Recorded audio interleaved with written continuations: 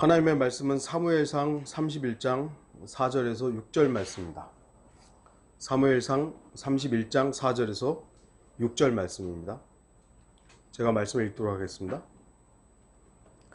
그때 사울이 그의 병기 든 자에게 말하기를 내 칼을 빼어 그곳으로 나를 찌르라. 이 할례 받지 않은 자들이 와서 나를 찔러 나를 욕되게 할까 함이라 하였으나 그의 병기 든 자가 원치 아니하였으니 이는 그가 심히 무서워하였음이더라. 그러므로 사울이 칼을 취하여 그 위에 엎드러지니라.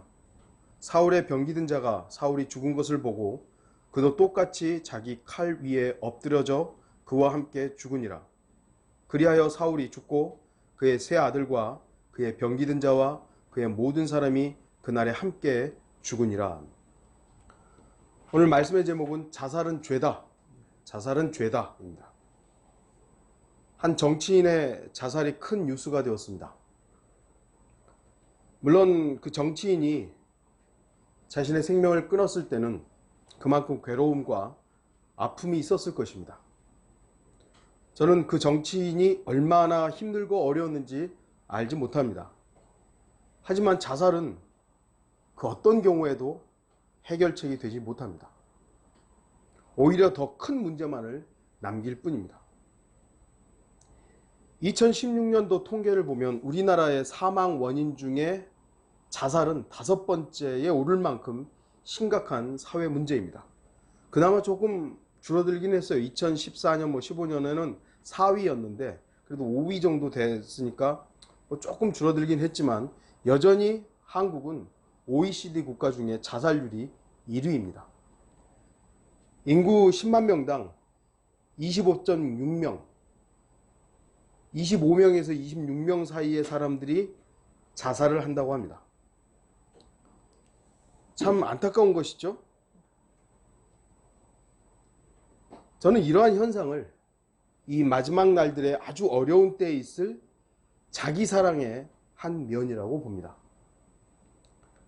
자기에게 다가오는 온갖 오해와 조롱과 비난 그리고 압력을 견디지 못하고 자기를 방어하고 억울함을 호소하는 측면에서의 그 자기 사랑 때문에 자기가 그걸 견디지 못하는 것 때문에 내적인 압박을 견디지 못해 극단적으로 행동하는 것이기 때문입니다.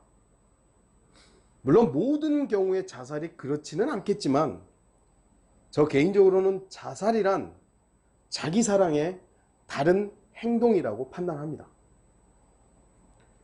억울한 걸 못 참는 거예요. 자기가 어려워지는 것도 못 참는 거예요. 이겨내기가 싫은 거예요.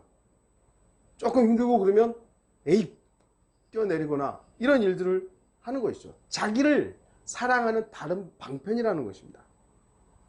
물론 제가 한 개인의 죽음을 함부로 말하는 것은 좀 위험할 수 있겠지만 그럼에도 분명한 것은 자살은 또 다른 살인이며 죄입니다. 그래서 자살을 긍정적으로 포장해서는 안 됩니다. 어떤 사람들은 자살한 그 사람에 대해서 누가 되었든지 간에 미워하려고 하는 것이요. 그러나 그가 남긴 업적인 무엇과 상관없이 그의 자살이라는 행동 자체는 결코 긍정적이지 않습니다. 부정적이고 죄입니다. 그건. 성경은 고의적인 살인에 대해서 어떤 경우에도 죄 없다고 말씀하지 않습니다. 결국 자살도 자기 자신을 죽이는 살인입니다. 그러니까 사람을 죽이는 것에 대해서는 엄격하게 하면서 자기가 자기를 죽이는 것에 대해서는 애처롭다고. 이상한 것이죠. 살인은 어떤 경우에도 정당화될 수 없는 범죄입니다. 물론 성경은 부지 중에 일어난 살인, 교통사고 같은 경우도 그런 경우고 내가 새를 잡으려고 던졌는데 그 돌에 누군가가 맞아 죽는다. 이건 내가 원해서 그랬던 건 아니죠. 전쟁 중에 적군을 향해서 총탄을 쏴서 죽이는 것. 이런 것을 살인이라고 말씀하지는 않습니다.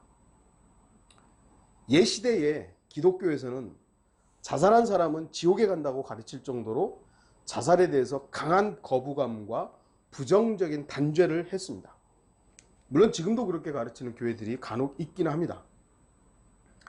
하지만 구원받고 구원받지 않고 지옥에 가느냐 하늘나라에 가느냐 하는 것은 그러한 살인이나 자살이나 간음이나 악을 행했느냐로 가려지는 것이 아니라는 것입니다.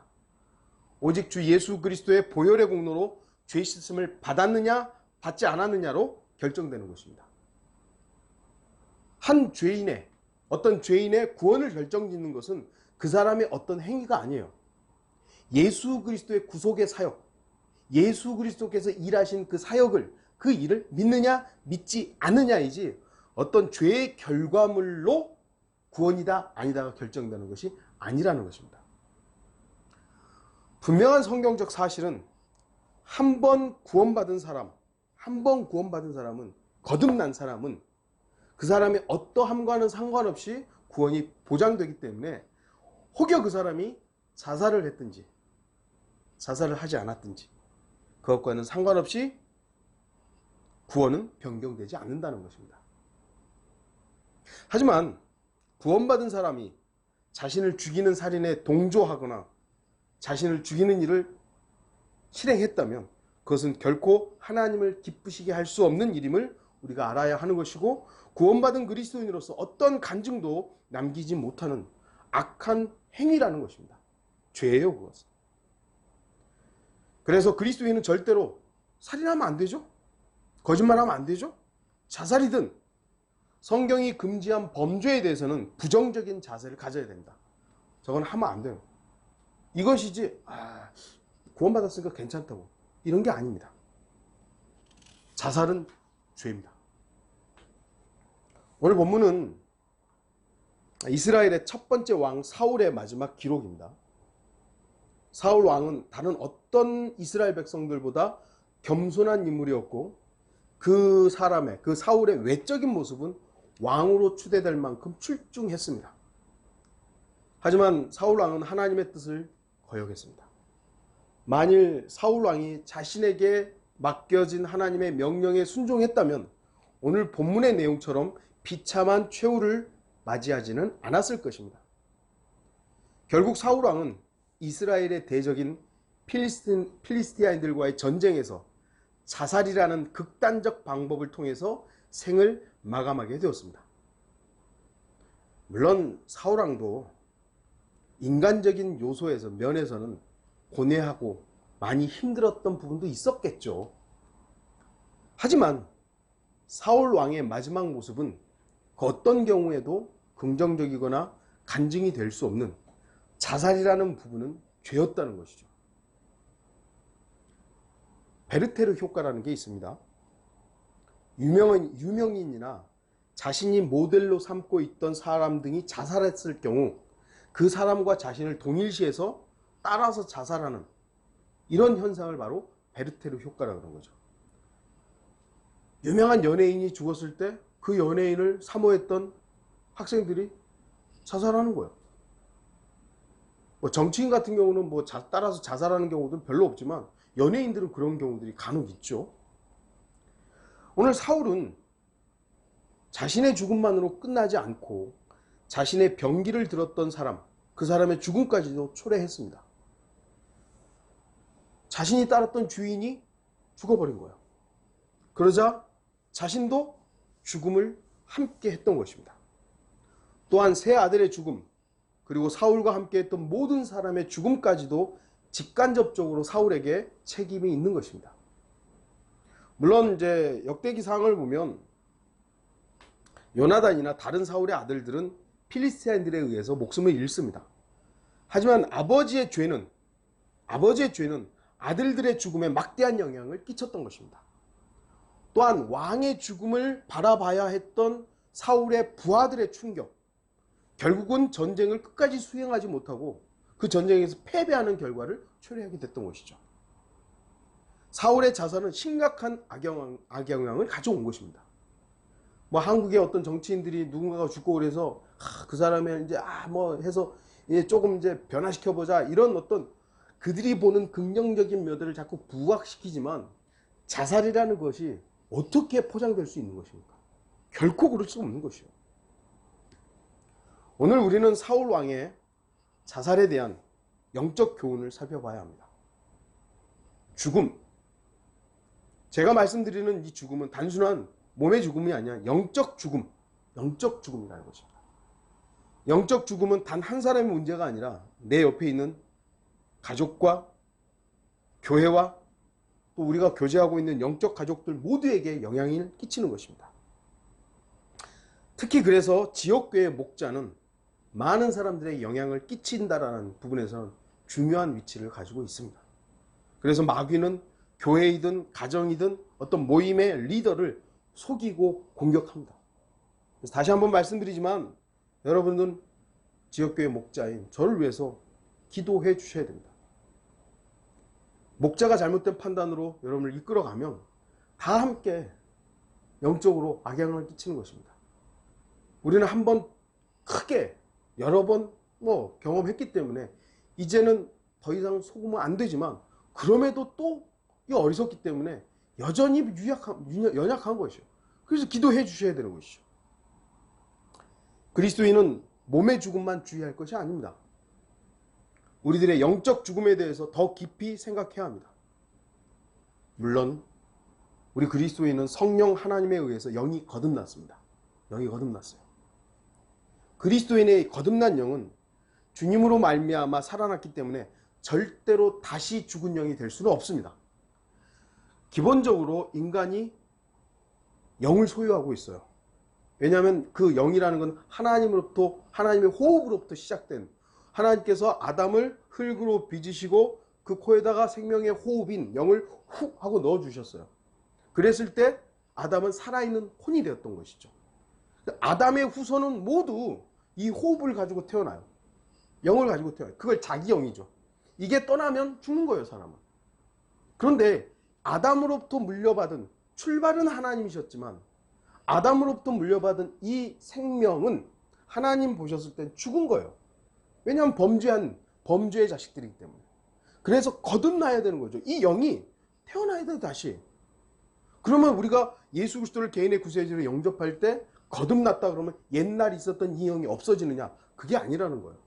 여전히 있는 거예요. 영은 하나 더하기 둘 이런 게 아니기 때문이에요. 그냥 영이에요. 그래서 거듭났으면 거듭난 거지 우리가 어떠하다고 해서 이 거듭난 이것이 다시 죽은 영이 되는 것, 그런 건 없는 겁니다. 우리는 주님에 의해서 우리의 영은 이미 천상에 앉혀있고 항상 하나님을 대면하고 있는 것입니다. 영적으로는 우리가 이미 천상에 있는 것이에요. 그리고 주님을 항상 대면하고 있는 것입니다. 그래서 우리가 주님께 기도하는 것이고 주님과 교제하는 것이죠. 그러나 우리 자신, 나의 영, 아담으로부터 이어졌던 이 영은 이 땅에 여전히 존재하고 있는 것입니다. 여전히 우리 가지고 있는 것이에요. 거듭난 영으로서의 나의 영은 우리가 영적 생활을 하는 데 있어서 하나님을 찾을 수 있는 영적 통로를 열게 하는 겁니다. 반면 나의 영, 아담으로부터 여전히 가지고 있었던 이 영이 옛 성품의 영향을 받게 되면 이 영은 악령에 의해서, 마귀에 의해서 지배를 받게 된다는 것입니다. 이러한 부분들을 성경적으로 나누지 못하기 때문에 수많은 그리스도인들이 마귀에게 속고 또 속아도 자신이 속고 있는지를 전혀 모르는 것입니다. 우리 자신은 하나님께서 인간에게만 특별히 주신 자유의지라는 것을 기억해야 됩니다. 자유의지를 누가 가지고 있냐면 인간만 가지고, 다른 어떤 피조물도 자유의지는 없어요. 동물들에게도 영혼몸이 있어요. 그래서 혼적 존재들로서 개도 기억이 있고 고양이도 생각들이 고양이 생각을 우리가 다 아는 건 아니지만 고양이도 뭔가를 생각하고, 거북이도 인간 다음으로 똑똑하게 돌고래라잖아요. 왜 그러냐면 그들에게 혼적 능력들이 있기 때문이에요. 그러나 자유의지는 없어요. 그 어떤 피조물도 자유의지는 인간에게만 있는 것입니다.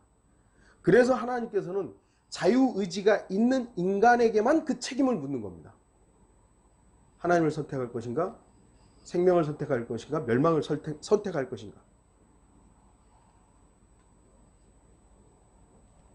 그래서 우리는 영적 삶을 살아갈 수도 있고 영적 삶을 죽일 수도 있는 그 결정을 누가 하느냐? 그 의지로 하는 것이죠. 자신의 의지로 결정하고 선택하는 것입니다. 몸을 죽이는 살인이 무서운 만큼 영적 삶을 죽이는 영적 살인도 무섭다는 것을 알아야 됩니다. 어떤 걸 선택하느냐? 죄를 선택하느냐? 선을 선택하느냐? 물론 우리에게는 구원받기 전에는 선을 선택할 능력이 없었어요. 구원받았다고 해서 우리 자신이 선을 선택할 수 있는 능력이 있느냐? 그것이 아니에요.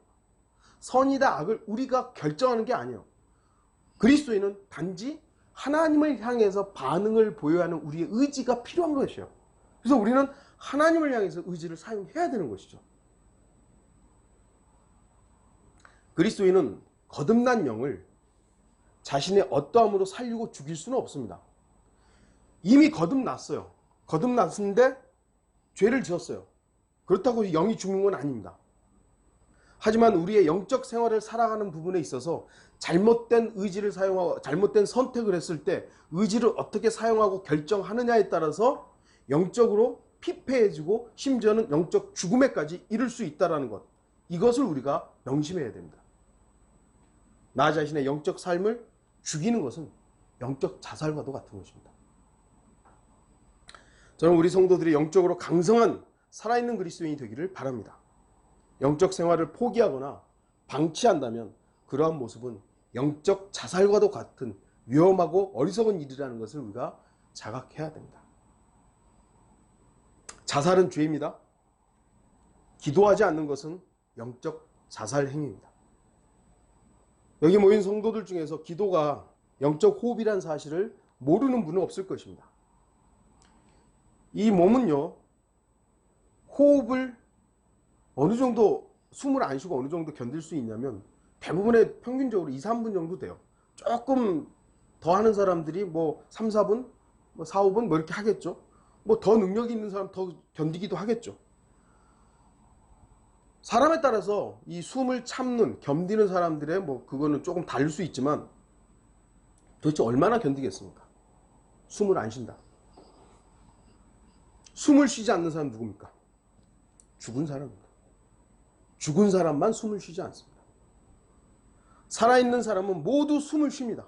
왜냐하면 살기 위해서 몸이 자동적으로 심장이 뛰기 때문이에요. 몸의 반응이죠. 하지만 우리의 영은 육신과 다르기 때문에 살기 위해서 자동적으로 영의 호흡을 하지는 않습니다. 기도를 우리가 자동적으로 하는 게 아니에요. 기도해야만 하는 것이지 자동적으로 구원받았으니까 자동적으로 기도하는 것이야가 아닙니다. 기도가 육신의 호흡처럼 자동적으로 하는 것이라면 왜 성경에서 기도하라, 기도하라고 명령하셨겠습니까? 거듭났어도 영적 호흡은 자동적이지 않기 때문에 명령하신 것입니다. 그래서 기도는 해야 하는 것이지 되겠지가 아닙니다. 물론 성령 하나님께서는 우리가 미처 구하지 못하는 것들을 위해서 중보하시기는 하지만 그것은 어쩌면 우리를 위한 인공호흡과도 같은 것입니다. 로마서 8장 26절에 이와 같이 성령께서도 우리의 연약함을 도우시나니 이는 우리가 마땅히 기도해야 할 것을 알지 못하나 성령께서 친히 말할 수 없는 신음으로 우리를 위하여 중보하시기 때문이라. 우린 연약해요. 연약해서 미처 우리가 구할 것들을 구하지 못하고 그냥 살아갈 때가 너무 많아요. 그런데도 우리는 지금 어떻게 보면 살아있어요. 왜죠? 성령님이 우리를 위해서 중보하시기 때문이지 우리가 잘나서가 아닙니다. 호흡을 멈추는 사람은 죽습니다. 우리들이 영적 호흡을 멈추면 자신을 영적으로 죽이는, 죽음으로 몰고 가는 것임을 알아야 됩니다. 그래서 분명히 살인은 죄죠. 그래서 영적으로 호흡하지 않아도 된다라는 것들로 자꾸 몰고 가는 것은 살인을 방조하는 것입니다. 또한 기도하지 않는 것은 다른 사람들에 대한 책임을 지지 않는 간접적인 살인에 해당할 수 있습니다. 그래서 성경은 기도하지 않는 것을 죄라고 말씀하기도 합니다. 사무엘상 12장 23절에 또 나로서는 결단코 너희를 위하여 기도하기를 그침으로 죽게 대하여 죄를 범하지 아니하며 내가 선하고 의로운 길로 너희에게 가르치리라. 사무엘은 이스라엘 백성들을 위해서 기도하는 것을 그치는 것이 죄라는 걸 알고 있었던 것이죠. 기도함으로 살아있어야 됩니다. 하나님께서 생명을 주셨습니다. 모든 사람은요,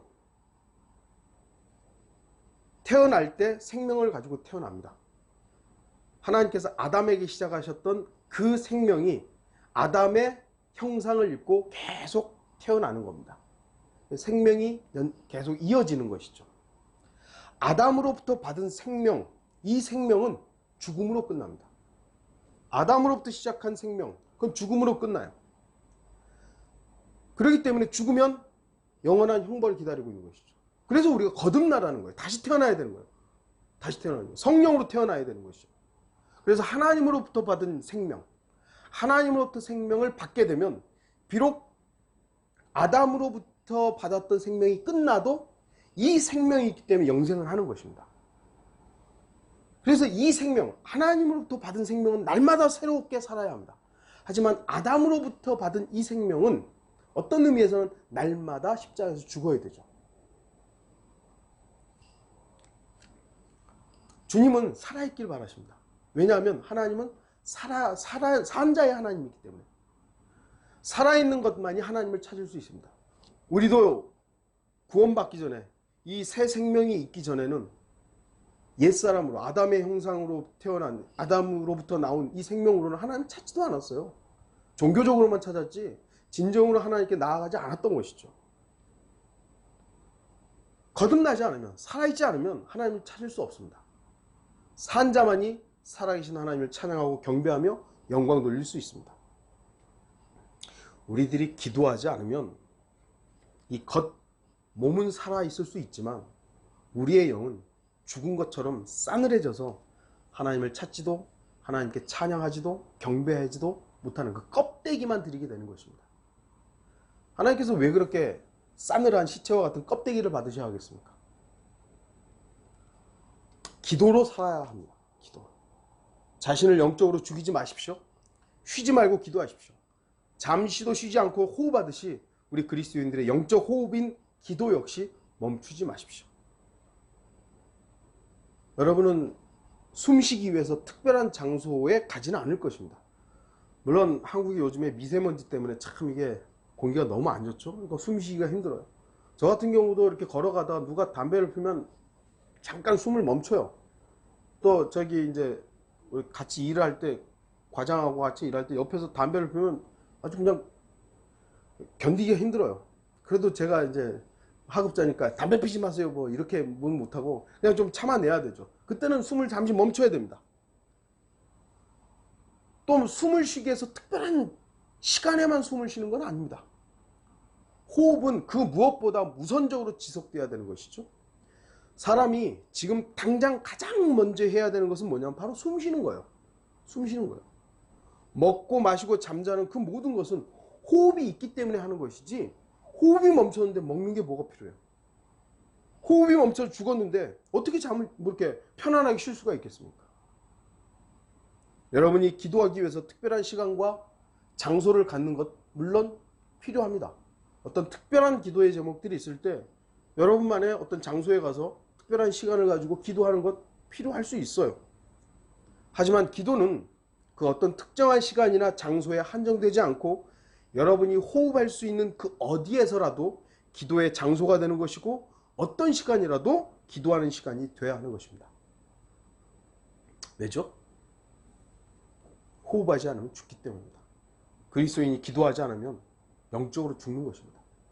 영적으로 죽는 그 호흡을 멈추면 결국 자살하는 거예요. 자살하는 것입니다. 그리스도인은 살리는 영에 의해서 살아있는 생활을 해야 하는 것입니다. 자살은 죄입니다. 하나님의 말씀을 먹지 않는 것은 영적인 자살 행위입니다. 사람이 얼마나 먹지 않고 살 수 있겠습니까? 뭐 개인적으로 조금씩 다르겠지만 대략적으로 사람들은 대략적으로 7일이면 한계라고 합니다. 물론 남자 여자가 조금 또 차이가 나요. 남자들이 뭐 5일에서 6일, 여자들이 7일, 뭐 많이 견디는 8일 뭐 이렇게 된다 그래요. 근데 거기다 이제 물만 먹고 다른 건 안 먹고 물만 먹으면 그 한계가 조금 더 늘어나기는 합니다만 어쨌든 사람은 안 먹으면 죽어요. 숨을 쉰다고 해서 살아있는 것이 아니라 먹어야 되는 것이죠. 먹어야 되는 것이죠.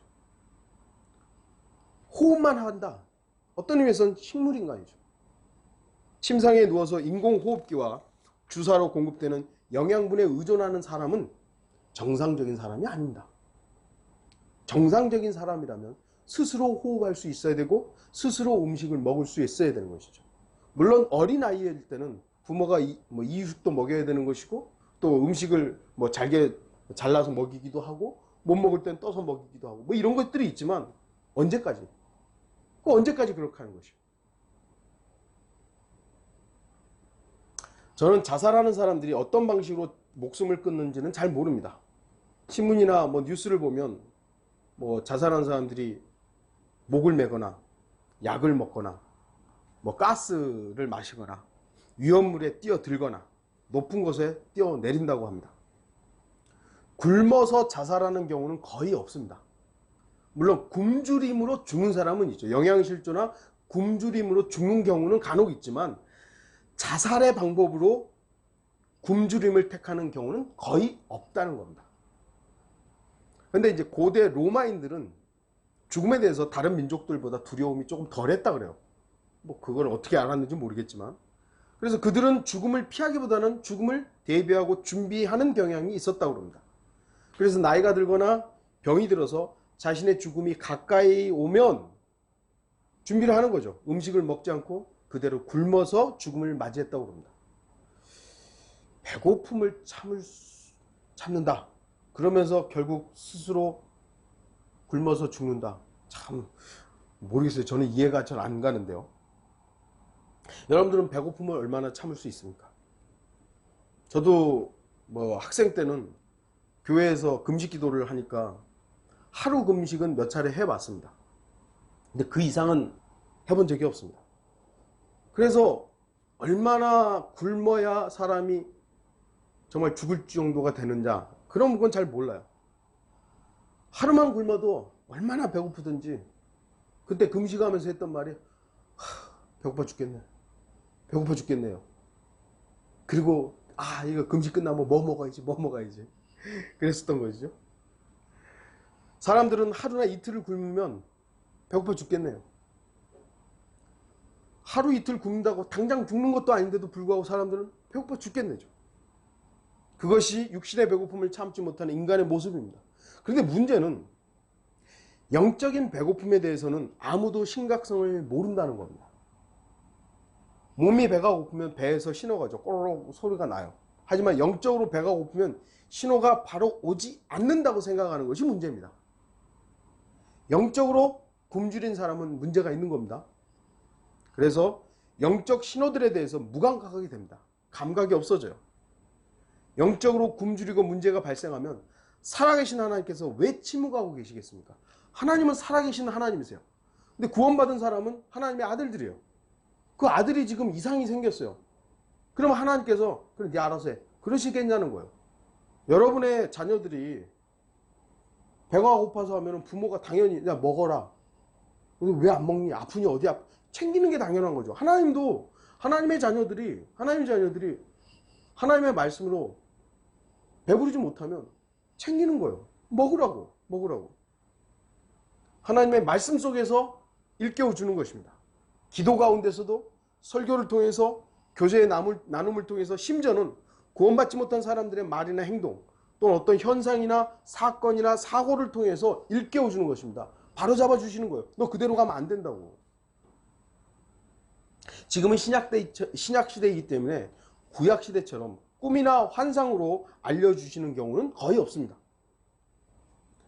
단지 그 신호를 감지하지 못할 만큼 이미 나 자신의 영적으로 죽어있기 때문에 그 신호를 알아차리지 못하는 거예요. 하나님이 지금 나한테 경고하는데 이걸 알아차리지 못하는 거예요. 왜죠?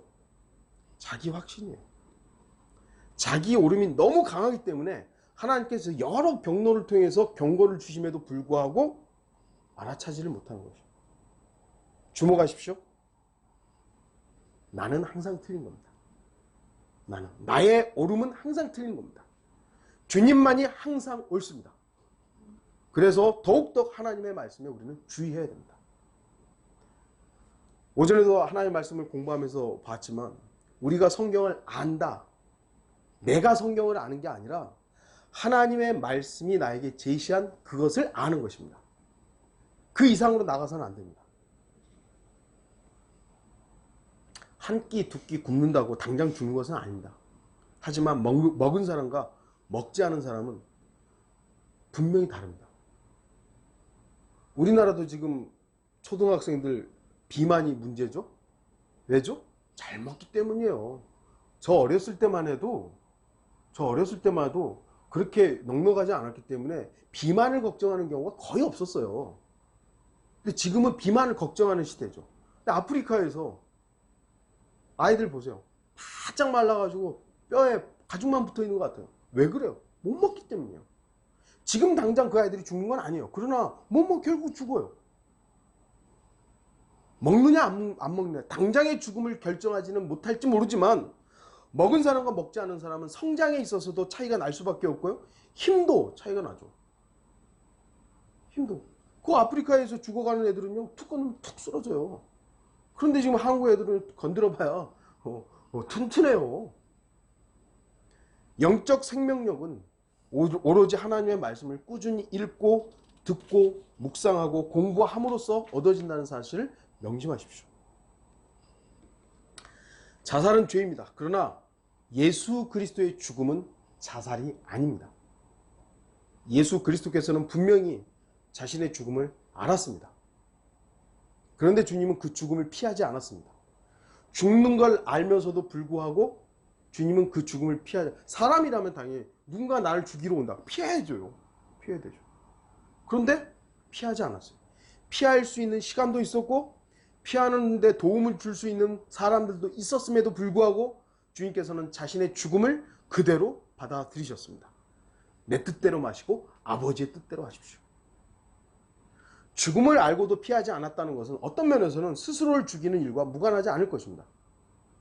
그렇다면 과연 예수 그리스도께서 자살하신 것입니까? 그렇지 않잖아요. 예수님은 자결한 게 아니에요. 죽음을 알고 그 죽음을 피하지 않은 것이지 자살한 게 아니라는 거예요. 주님의 죽으심은 스스로를 죽이는 자살과는 분명히 달랐습니다. 인간이 자신을 죽였어요. 자살을 했어요. 이건요, 어떤 것도 해결책이 안 됩니다. 어떤 것도 해결하지 못합니다. 왜냐하면 죄인인 자기가 자기를 찔러서 죽었어요. 그럼 뭔가 해결되는 것 같지만 그 사람이 깨어났을 때 어디겠어요? 아까도 말씀드렸지만 자살이 지옥이다 천국이다 그걸 결정하는 건 아니지만 누군가가 자살했을 때 해결되냐? 해결되지 않아요. 하지만 주님의 죽음, 예수 그리스도께서는 자신의 죽음을 분명히 알았고 피하지 않았고 그 십자가를 어떤 의미에서는 뚜벅뚜벅 걸어가셨지만 자살이죠. 주님의 죽음은 전 인류의 죄를 해결할 수 있었습니다. 달라요. 그냥 어떤 우리 같은 죄인의 죽음과 예수 그리스도의 죽음은 다른 것입니다. 우리가 또 잘 알고 있듯이 사도 바울 역시 죽음에서 살아난 후에 다시 죽기 위해서 루스트라로 막 전진해서 갔습니다. 그렇다면 그 일이 자살을 하기 위해서입니까? 사도 바울은 빌립보서에서 빨리 죽지 못해서 안달이 난 사람처럼 말합니다. 죽는 것이 유익하다고 할 정도로. 사도 바울은 정말로 진정으로 죽는 것이 사는 것보다 낫다고 여겼습니다. 그럼에도 사도 바울은 스스로를 죽이는 살인을 저지르진 않았어요. 죽는 게 유익하다 해서 자기를 찔러 죽은 게 아니라는 겁니다. 우리들의 믿음의 선배들 중에 많은 그리스도인들이 죽지 못해 안달이 난 사람들처럼 살았습니다. 믿음으로 살았습니다. 아프리카에 복음을 전하러 가면 분명히 죽음의 위험이 있다는 걸 알아요. 미크로네시아의 식인종들한테 복음을 전하러 가면 잘못하면 잡아먹히는 거 알아요. 그런데도 가는 거예요. 미친 거죠.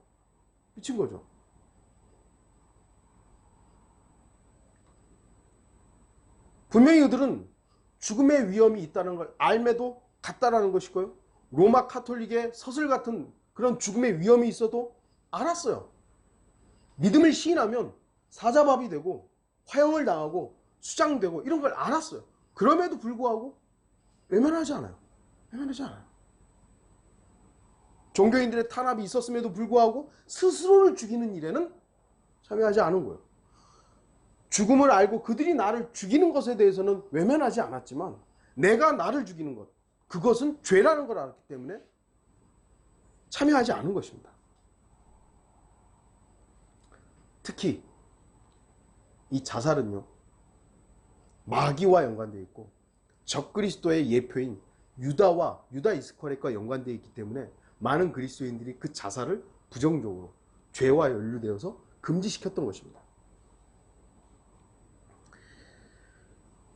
비록 죽기를 바라고 죽음을 피하지 않아서 결과적으로는 스스로가 죽음을 택한 것은 사실이지만 그럼에도 불구하고 자신이 자신을 죽이는 살인을 저지르지는 않았다는 것입니다. 그리스도인은 죽음이 어떤 것인지 압니다. 우리 그리스도인들은요, 그리스도인이 아닌 사람은 죽음으로 끝난다고 착각해서 죽어요. 깨어나면 근데 영원한 형벌이에요. 그러나 그리스도인은 새로운 생명이 있기 때문에 죽어도 영원히 산다는 걸 알기 때문에 죽음은 새로운 시작이에요. 그래서 죽음을 외면하고 죽음을 막 거부하잖아요. 물론 우리의 육신은 있기 때문에 육신은 죽음 자체가 기쁘지는 않죠. 그럼에도 우리의 믿음은 새 생명이라는 것으로 인해서 죽음이 끝이 아니라는 걸 안다라는 것이죠. 어떤 것을 압니다. 하지만 육신의 죽음과 영적인 죽음은 그 차이가 분명히 확실히 나는 겁니다. 살고자 하면 죽고 죽고자 하면 산다는 말씀은 분명히 성경에 기록되어 있는 말씀입니다. 마태복음 10장 39절에 자기 생명을 찾는 사람은 잃을 것이요 나로 인하여 자기 생명을 잃는 사람은 찾을 것이라. 마태복음 16장 25절에 누구든지 자기 생명을 구하고자 하면 잃을 것이요 누구든지 나를 위하여 자기 생명을 잃으면 얻으리라. 육신을 살리기 위해서 영적 생명을 죽이시겠습니까? 아니면 육신을 죽이면서 영적 생명을 살리시겠습니까? 육신을 죽인다라는 말은 지금 당장 이 목숨을 끊으라 라는 말이 아닙니다. 그리스도인으로서 나의 육적인 욕망, 나의 육으로 추구하는 선, 나의 오름, 나의 잘되고자 하는 그런 욕구들, 나의 성공 등등등 나라는 존재의 살아있음을 주장하려는 그걸 죽이라는 겁니다. 그걸 죽이라는 거지 죽어야 되니까 지금 당장 뛰어내려야 되겠다, 이걸 말하는 게 아닙니다. 마태복음 10장과 16장은 모두 제자들과 제자가 되려는 사람들에게 주시는 말씀입니다. 주님께서는 주 예수 그리스도를 위해서 목숨까지도 내어놓는 사람들이 결과적으로 생명의 참여자들이 될 수 있다고 말씀하십니다. 우리들이 육신으로는 살려고 아웅다웅 하면서 기도하지 않고 말씀을 먹지 않게 되면 결과적으로는 영적 생명을 잃게 되는 겁니다. 세상의 일들에 너무 바쁘다, 세상의 일들만 추구하면서 산다, 그러면서 기도하지 않는 거예요. 말씀 읽지 않는 것이요. 그러면 영적으로는 생명의 능력이 없는 것입니다.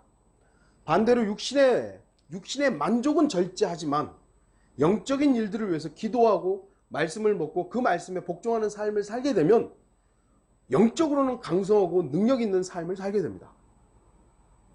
좀 피곤하더라도 또는 나의 육신의 원함은 쉬는 것이지만 성경을 펴서 읽고 기도한다면 영적으로는 강성해지는 것이죠. 왜 이 시대에 믿음을 찾아보기 힘듭니까? 주님을 위해 죽으려는 사람들이 점점 사라지고 자기 자신을 위해 살려는 사람들이 많아지기 때문입니다. 이거는 비단 구원받지 못한 사람들만 말하는 게 아니라 구원받은 사람들도 주님이 아니라 자기 자신을 위해 살려고 하기 때문이죠. 하지만 자신을 위해서 사는 삶은 죽음의 길입니다. 여러분은 스스로를 영적으로 죽이는 일에 참여하지 마십시오. 주님을 위해 십자가에서 죽는 일에 참여하십시오. 아까도 잠시 말씀드렸지만 생명이 있는 것이요, 우리는 나라는 존재를 추구하고 나라는 존재를 더 귀중히 여기는 이것을 죽여야 되는 것이죠. 그러나 내 몸은 성전이에요. 이 성전을 더럽히고 이 성전을 죽음으로 몰고 가는 일에 있어서는 경계하고 하지 말아야 돼요. 우리는 구원받았으니까 이제 하나님께서 나를 모두 보호해 주겠지, 운전할 때 그래, 주님은 알아서 보호해 주시겠지, 이거 아니에요. 정신을 차리고 운전대를 잡아야 되는 것이고 브레이크 잡아야 되는 거, 악셀을 밟아야 되고 그 다음에 좌우를 잘 경계해야 되는 거지.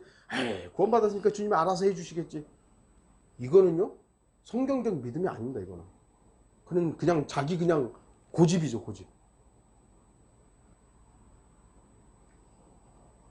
나를 위해 살려 하면 아무것도 남을 것이 없습니다.